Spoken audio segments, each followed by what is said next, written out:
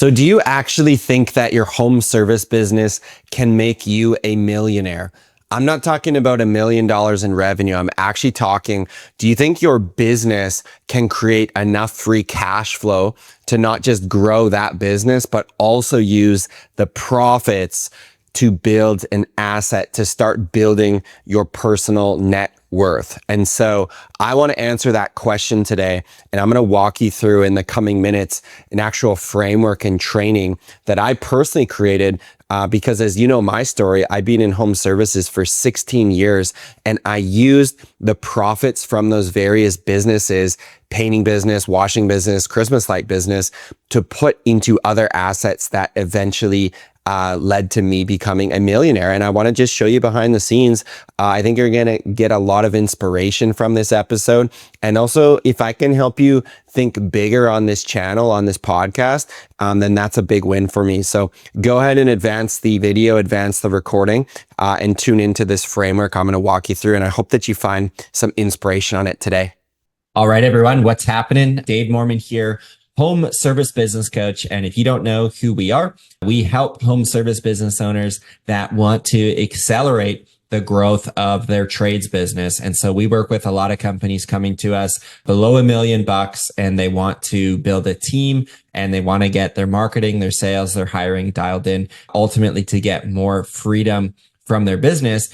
But this business, I'm telling you, can also make you a millionaire. And I know that has been my story. Been in trades now for 15 years, owning a couple different painting businesses. And so in the next 15 or so minutes, I want to break down exactly how your home service business can make you into a millionaire. And I don't want to have this as marketing to say, hey, if you run this business, you'll be, extremely wealthy, because that's not the case. Like running a business, any opportunity in life, if you're going to be successful with it, you're going to be in the minority of like the top, couple percent of people doing it. So this is why I'm making the training for the couple percent that actually hear this and you're like, this is freaking gold and inspiring for what's possible. So let's just go ahead. Let's dive into it right here. Okay.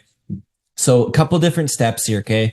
The first step is you just got to grow your income. Okay. Alex Hormozi talks about this a lot, is if you're making 50K a year right now and you want to be making $250,000 a year, you have a $200,000 skill gap right now. Okay. And in trades, I would say first step is you want to get your income up to making about 200 grand a year. This can be different for everybody, but I wanted to show you a really clear path of how that's possible. Is a $750,000 business at a 20% net profit will net you out $150,000 of profit. Okay.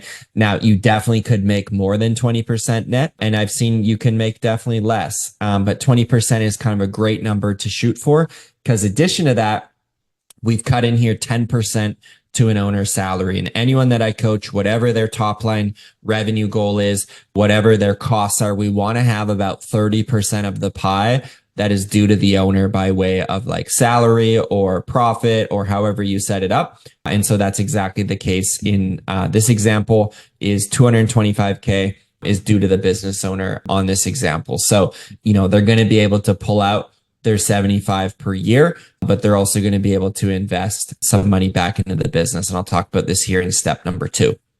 So that's the first one.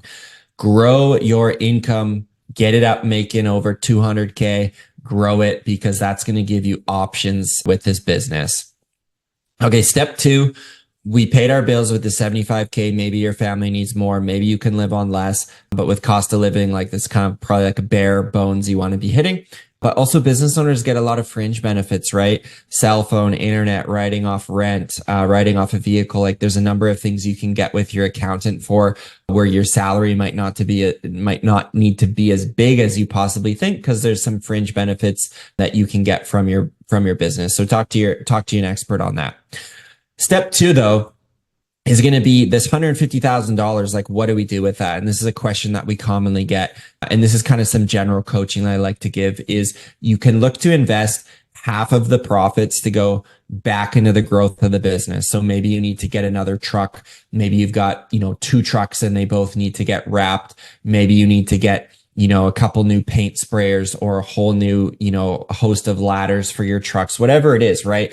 75K will be back into the growth of the business, putting some aside for taxes, keeping some for savings if you really slow down in the winter as we do. You want to keep a little war chest there because, January and February can be tough if you don't have services to keep going and you're paying like your overhead costs through the winter. But this is where the fun happens, okay? That 150 is going to split. I just told you what to do with the first 75. The other 75 we can start to have some fun with. And this has been my journey is, investing into really real estate over the years, or like also like maybe it's stocks or bonds or other long-term wealth builds that are separate from your business. And I want to be really cautious here. I'm not saying start your painting business and then go get real estate, like do both, right? I would say first build the cash cow, get your income up. It could take you a few years. I'll show you a real world example in a moment. Once that's ticking along though, if you do that properly, there should be some excess cash flow that we can then look into investing into other opportunities. Because I'll tell you right now, running a home service business comes with some risk. There is liability. You don't want to have, in my opinion, all your eggs in one basket, hoping to sell this business for, $2 million down the road when there's definitely a chance that will happen, but there's definitely a chance that it could not happen. And so rather than go all in with that, I just prefer more of a diversified approach. So I see my home service business as a cash cow, profit generating machine, but I'm doing other investments on the side that, here's the kicker, don't take a lot of my time, but they're building out an overall wealth build for the long term. Okay. So look into what that's going to be for you. And for me, it's real estate. I'll talk about that right now. So step 1 and 2, let's actually walk through like what a tangible 10-year example might look like. Okay. To make this happen. So let's call you Bob. Okay. Bob, the contractor, is going to take the first 3 years in business. Okay. We're going to build systems and we're going to work on his business to grow it up to 750K. Okay. A lot of companies we work with can do this in a couple seasons. They come to us doing 200 grand. We help get them off the truck, build in systems and infrastructure. And within the course of a couple seasons, we can grow their business significantly. You've, I'm sure, seen a lot of our testimonials. We've done it now hundreds and hundreds of times. Okay. So during these 3 years, Bob is really focused on his business. He's investing every dollar back into it. We're not talking about real estate and other stuff then. Okay. We're just like tunnel vision for the first 3. Let's build this into something other than just Bob owning a job. Okay. Now what happens next? At year 4, Bob decides, hey, this 75K I've got, that's additional every year. Let's look at that in year 4 and let's actually throw some cash down on a down payment. Okay. At this point, Bob's been looking at the market. Like for me, before I did any real estate investment, I went and walked through homes to see what area I want, what's a good location, how much are those homes. And I started first with just a 1-bedroom condo for myself, was $210,000. And I walked through 17 units before I bought that one that I'm just like, yep, this is it. The price, the location makes a lot of sense. Let's go. But it was like a year process of like really studying the market. So I'm sure, you may already look at that in your area, and that's fantastic. So Bob here in our hypothetical example, he's going to buy a $500,000 home. That could be super high, super low in your area. In my area, it's going to be super low. In your area, maybe high, maybe low. It doesn't really matter. At the end of the day, Bob's going to put down, what is this, 15% down payment. Okay. Maybe more, maybe less. But the kicker with this is this place is going to have a basement suite, which you might have to pay more in your area. And that is what it is. But I'll show you kind of how we're going to make that work for Bob's situation. All right. So some numbers here. So Bob's going to go out. He's going to get a $425,000 loan at a 5% interest rate. Okay. Interest rates changing all the time. They've went up over the years. So we're going to leave this at 5% on 25 years. His payment is going to be $2,500 a month. Okay. But then there's another $500 of costs, right? Property insurance. You've got to pay for the water bill, maybe some utilities. Again, the business could help with some of that, but talk to the expert. So he's going to be all in for $3,000. Okay. Bob's going to actually live in the top of the house, and he's going to rent out the basement for $1,500 a month. So his living costs, he's brought down to $1,500 a month, and he owns his home. And honestly, for his income, like that's like living pretty frugally, which is great because he can keep investing in the business and keep looking at other opportunities. Okay. Now, This is where it gets fun. And I have no crystal ball for the real estate market other than what has happened historically. Okay. I've taken this at a conservative 7% appreciation per year. Certainly seen markets charge up quicker than that. And, sometimes has been slower growth than that, but let's average it out. So with the home going from 500 grand in year 4 to year 5, 6, 7, 8, 9, 10, after year 10, the house will be worth 800 grand, right? That's just going up a modest 7% per year because the economy, the real estate market's slow right now, right? And it's like, is it worth doing?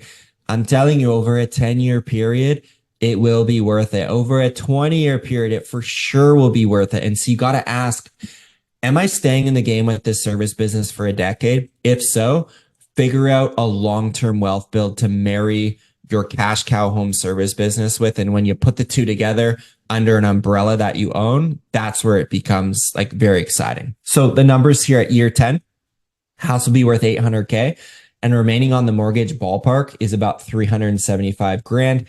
How mortgages work is you prepay the interest. It's very interest heavy on the first number of years on the loan. So not a lot's going to come off that loan. But as we hit year 11, 12, 13, 14 of the loan, more will go to principal and this 375 will go down like even more. And that's why I love home ownership, honestly, because if you live in something within your means, like we all need somewhere to live. So like paying rent to yourself, it's kind of like a forced savings plan. Now, this can get scary when rates go up a lot and you bought something maybe that's too big that you can't afford or too expensive. You can't afford the loans. So that's where you could get caught with it. But generally in total equity here, Bob's going to have 425K. House is worth 800. Remaining on the mortgage is 375. Now, depending on his appetite for growth, Bob could look at taking out a home equity line of credit and going and getting a second property if he wants, or he could just keep paying down this loan steady and get to where he's mortgage free probably earlier than most. Okay. So I want to highlight a few things here in my example. To sum up, okay, how do we become a millionaire? In Bob's house value, we just went over is 425K is great. A business value, right? He's built his business by year 3 to 4 at 750K, making a couple 100,000 on the bottom line. I valued that conservatively at a 3x EBITDA, okay? Earnings before interest, taxes, and amortization. And so, showing 150 on the bottom line at 3x is 450, but there's also going to be like equipment, goodwill, maybe he's got some other assets by way of computers and office furniture, like we don't know, but generally somewhere in that range, I don't think is insane by any means to have the business valued at. And that's not just because Bob works so hard as an owner operator. Like, no, he actually built up a company with, 5 to 10 employees, systems in place, a CRM, all his client information. Maybe he's got service agreements for his customers. Like the thing's got some value. It's not worth millions and millions, but it's also not worth, 20 grand. It's worth something here, right?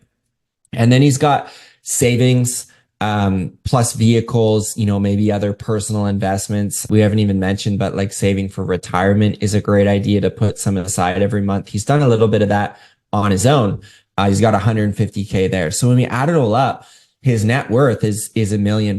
Now, granted, he had to build this business really heavy for the first 3-4 years. He made a bold decision in year 4 to get into real estate, own his home with a rental suite. And then he didn't really live beyond his means, right? He made his 75K for the business, 75K for other investments. And I will tell you, like we didn't even factor in the growth of year 4. We've got a 750K business. What would happen in the next 7 years moving to year 10? That would probably continue to grow even if Bob didn't push it at 10% per year. Pretty modest to assume that. So the thing would eventually break $1 million and beyond, which is exciting. And you don't necessarily need to have profits going back in the business year over year if you're not growing like aggressively. And I would say a 10% growth on a trades business is not aggressive growth. You could do that not in your sleep, but you don't need to be spending a lot of money to be doing that. So I hope you got a ton of value from this. I do want to capture a couple key principles from this. And if you're watching on YouTube, like just put a comment in your biggest takeaway here. Maybe you completely agree with this, maybe you completely disagree, but I'm just sharing with you how I believe a trades business should function as it relates to the owner's overall strategy, because you don't want to end your 10 or 20 year, 30-year career in trades with just like, you just built the business, right? You don't own your home. You don't have other investments. You have nothing saved for retirement. You don't have rental properties. Like there's no assets. Like that's a scary place to be. That I'd almost be like, you kind of said no to having a pension with like a big employer as an employee.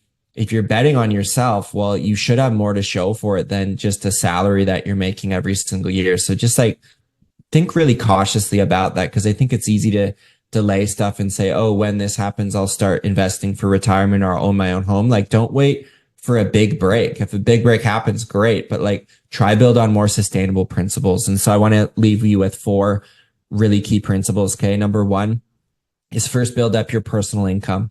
It's easier to do this, certainly owning your own business than working for someone else. And that's why I think you've probably made the decision to start a business, is for the income potential.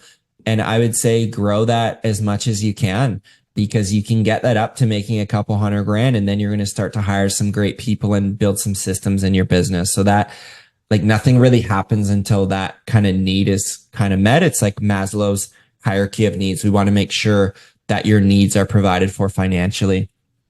2 is just from like a sustainability perspective, like make your business profitable, but not just like in 2024, 2025. Make it profitable year over year over year over year. So it just runs steady, as much like clockwork as we possibly can. We don't want to see you do $1 million and then you did 100K and then you did this and then that. Like it's very turbulent to live through that, for not just like your own mindset, but also like if you have, a spouse and kids, can be really turbulent and stressful. So stabilize the thing as much as we can.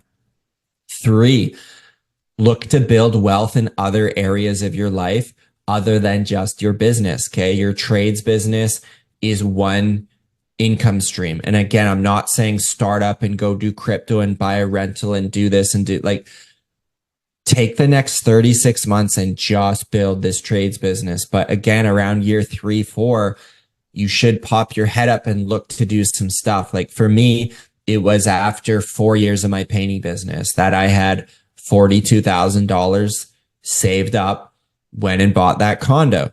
It was another 4 years. I lifted my head up. I had another chunk of money. I went and bought another investment property across the street. Few more years later, lift my head, do it again. So you want to just do this for long enough where the thing can build out predictable cash flow. And if you do this properly, like you could be buying an income property every few years. Like literally the sky's the limit when you own your own business. So just think of other things. If you're watching this and you're 35 years old right now, like I am, be thinking 20 years when you're 55.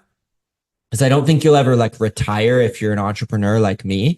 But how could you be set up when you're 55 to have, say, your home paid off, and let's say have 3 other rental properties paid off, all worth X amount? You could have a nest egg of $3 million, $5 million, $10 million, whatever it is. And you look at something where you could have $3 million invested, making 5% a year, you could have 150K just coming in on the interest of your investment. That's not even touching the investment, right? So there's just like, I want you thinking long term of what's possible. And I hope for your big break, but I wouldn't like bank on it and go all in on that. That's just my opinion. And then lastly, like long term, right? I kind of touched on this, but how much can your service business fuel your other investments? Like what does your family need to pull from this business per month? And then how much is additional that can be thrown into the business, let alone other investment vehicles, right? Like we've talked about here. The longer term horizon means more options, and the longer the time horizon means you can make more stable bets and more wise investments, because we're not here on this earth for that long, 8 decades if you're fortunate. And so you want to be thinking long term, not in terms of weeks and months, but actually in terms of years and decades. And that's how you should see the lens of your service business for like what's possible with it. So I really hope this landed with you today, how your home service business can make you a millionaire. Again, this is not for everybody. This is fairly high level, but I do want to inspire you on this training for what is possible because I've done this with my life, with my home service businesses. We've helped other business owners do it. And I want you to get some value and get inspired for what's possible. So thank you so much for watching. Share this out with a friend, share it in a Facebook group, spread the word so we can help more people on our mission to help more trades business owners build successful, sustainable, profitable businesses. Thank you so much for watching, everybody.